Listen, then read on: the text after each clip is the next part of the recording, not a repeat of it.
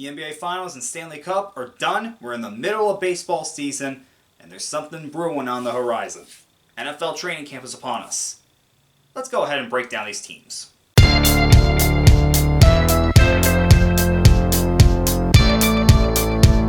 going on, guys? Diggs Report here, back with another video. And after a crazy offseason and a crazy draft, training camp is just upon us, a month away from the time of this recording. It's going to be amazing. Let's break down each team, questions going into there, and some of the key pieces that they added during the offseason. Another year where it seems like it's Super Bowl or bust for the Buffalo Bills. Last year they lost in the divisional round to the Cincinnati Bengals. And since then they lost both Tremaine Edmonds and Devin Singletary. Now they signed Damian Harris to replace Singletary, and they were able to keep Micah Hyde, but what's going to happen with Edmonds' position? They didn't really replace him in free agency or the draft. And the biggest move they made was getting Connor McGovern to help solidify the offensive line. They also drafted Osiris Torrance in the second round. That was a steal. I had him in the first. And they drafted Dalton Kincaid, trading up for him. The only question I have is, did they really have to trade up to get him? Was Dalton Knox really that bad last year? We'll see how it goes. Only other thing is the running game. Like I said, they lost Singletary. They did get Harris. But is that going to be enough? If Buffalo really wants to make a deep run, they have to make sure they have a solid running game. And I just don't know if they have it. We'll see come the regular season. On paper, it seems like the Dolphins should be gearing up for a deep playoff run. After all, Tua finally showed why he was the 5th overall pick. They have two of the fastest guys at wide receiver, added even more speed in the draft with Devin Unshay in the 3rd round for running back. And on defense, they added Jalen Ramsey. And if that duo of Phillips and Chubb lived up to their potential, they could be game wreckers. So what's the issue? Oh wait, Tua. He had 3 concussions last year, and there were questions whether he would even come back this year. Well, he did. And the Dolphins picked up his 5th-year option. But they have to protect him. They have to keep him healthy. One thing is with the offensive line. Do they have enough on the line to keep him protected? I don't know. Also, in free agency, they lost Mike Gesicki, their tight end, to the Patriots. So, who's going to replace him there? We're not sure. And at corner, Jalen Ramsey and Xavier Howard are both starting to get up there in age. And Noah Igbenabi has been a disappointment as a first-round pick. They got Cam Smith in the 2nd round, but do they have enough in the secondary? We're not sure yet. Everything should go well for the Dolphins. They have the talent to make a deep run. The only question is, can things come together for them? We'll see. Okay, let's face it.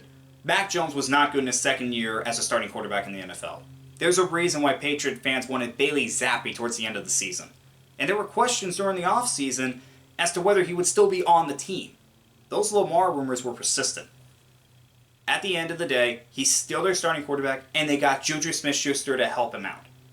It's true that they lost Jacoby Myers, but Juju is a little bit of an upgrade if you ask me.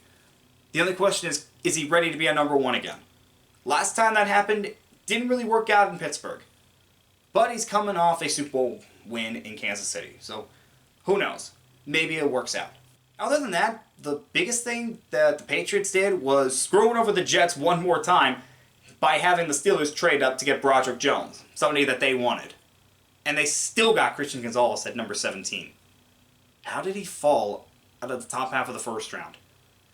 I still don't know, but Patriots got a good one at corner.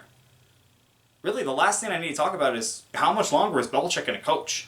He's in his 70s now, and he's accomplished more than really any other coach in NFL history. Only thing that really is left for him is chasing Don Shula's coaching wins. And question, is he going to want that? I don't know. It's nothing to worry about this year, but you have to wonder, how much longer is he going to be there? In terms of what the Patriots want to do this year, just get to the playoffs and see what happens. If Jones improves, they'll have a chance. Now, as inconsistent as Mac Jones was last year, it's nothing compared to Zach Wilson. Wilson was downright awful.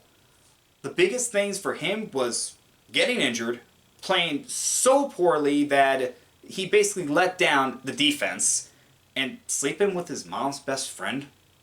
Dude, what the heck's wrong with you? Anyway, the Jets decided to bring in somebody else. And by somebody else, I mean 39-year-old Aaron Rodgers that included a pick swap that essentially cost them Broderick Jones. Jets are hoping this is worth it. But I'm not entirely sure. And neither is the rest of the league. There were signs of him starting to slow down last year, but maybe a change of scenery was all he needed. He does have Garrett Wilson and Alan Lazard to help him out. But how good is Rodgers going to be? This team is only going to go as far as quarterback play. That was shown last year when they had one of the best defenses in the league. They had the offensive rookie of the year, that was Wilson. The defensive rookie of the year, which was, of course, Sauce Gardner. Defense can only be so good for so long. And speaking of that defense, are they going to sign Quentin Williams to a long-term deal? He's one of the best defensive tackles in the NFL, and he deserves it. Hopefully those two sides can come to an agreement. Because if they don't, it's going to be a feeding frenzy for whoever wants to sign Williams. He's getting a long-term deal, whether it's with New York or not. Alright guys, that was a breakdown of the AFC East. Next up is the NFC East. And as always, I will see you guys next time.